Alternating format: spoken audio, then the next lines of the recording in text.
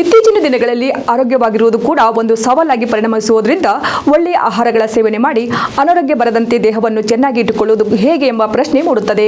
ಇದಕ್ಕೆ ಪೂರಕವೆಂಬಂತೆ ಮಖಾನ ಮತ್ತು ಹಾಲು ಒಟ್ಟಿಗೆ ಸೇವನೆ ಮಾಡುವುದರಿಂದ ಆರೋಗ್ಯಕ್ಕೆ ಅನೇಕ ರೀತಿಯ ಪ್ರಯೋಜನಗಳಿವೆ ಎಂದು ಆರೋಗ್ಯ ತಜ್ಞರು ಹೇಳುತ್ತಾರೆ.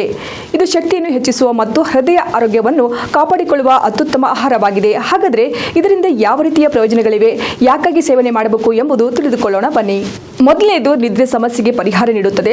ಆರೋಗ್ಯ ತಜ್ಞರ ಪ್ರಕಾರ ಮಖಾನಗಳು ಮೆಲಟೋನಿನ್ ಹಾರ್ಮೋನ್ ಅನ್ನು ಹೆಚ್ಚಿಸುತ್ತದೆ. ಅಂದರೆ ನಿದ್ರೆಗೆ ಸಂಬಂಧಿಸಿದ ಸಮಸ್ಯೆಗಳನ್ನು ನಿವಾರಣೆ ಮಾಡಲು ಇದು ಸಹಾಯ ಮಾಡುವುದಲ್ಲದೆ ನಿದ್ರೆ ಚೆನ್ನಾಗಿ ಆಗುವಂತೆ ನೋಡಿಕೊಳ್ಳುತ್ತದೆ. ಅದರಲ್ಲಿಯೂ ಹಾಲು ಮತ್ತು ಮಖಾನಗಳನ್ನು ಒಟ್ಟಿಗೆ ಸೇವಿಸಿದಾಗ ನಿದ್ರೆ ಸಮಸ್ಯೆಗಳು ಕಡಿಮೆಯಾಗುತ್ತದೆ. ಎರಡನೇದು ತೂಕ ಹೆಚ್ಚಳವಾಗದಂತೆ ತಡೆಯುತ್ತದೆ. ಮಖಾನ ಕಡಿಮೆ ಕ್ಯಾಲೋರಿಗಳನ್ನು ಮತ್ತು ಹೆಚ್ಚಿನ ಫೈಬರ್ ಅನ್ನು ಹೊಂದಿರುತ್ತದೆ.